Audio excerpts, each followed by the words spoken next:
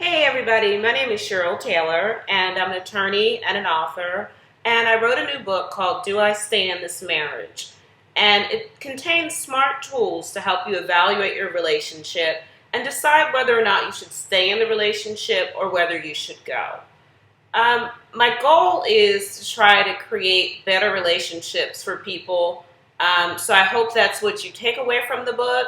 But if you're at the point where you've decided that you are ready for a divorce and you want to go through a divorce, do me a favor. Don't do it until you've read my book. It's so important. If we can save the relationships that we have, I think our lives will be a lot easier sometimes. But again, only you know your situation. So you can find my book at www.doistandthismarriage.net, or you can buy it from Amazon.com. But today, what I'm going to talk with you guys about really quickly are some of the questions that you can ask yourself to kind of guide you in making your decision. And just some really simple things, but really powerful stuff. The first thing is, do you like your partner as a person? Would you select your partner as a friend? Does he or she make you happy 51% of the time? Nobody can make you any more happy than you already are, but does this person make you happy 51% of the time? I think that is so key, because one thing I've learned is that we can't be any happier than we already are. Nobody can make us happy except for ourselves. And that was a key realization for me. So I hope you guys already know that, but in case you don't, it's certainly something to think about. The other thing is, you guys laugh together. If you don't, get laughing. It's free. I know we're in a recession, but that doesn't mean you can't smile and laugh. The other thing is, do you confide in each other? I know sometimes as women, we confide in our girlfriends and our mothers and our cats and everybody except our man. Sometimes, and a lot of times, it's about communication and confiding in each other. So if you're not confiding in each other, why not try it? Are you comfortable being vulnerable with him? I know for myself, as a strong African American woman, sometimes it's hard for me to be vulnerable.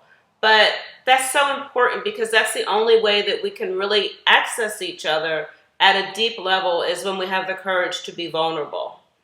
Another big thing is, has your self-esteem been affected by your mate?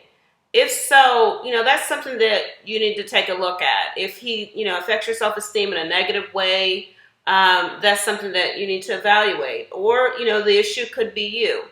But again, that's where my book comes in. It's very helpful in pointing out some of the issues that each of us has to deal with, and some of the issues that we bring to the relationship.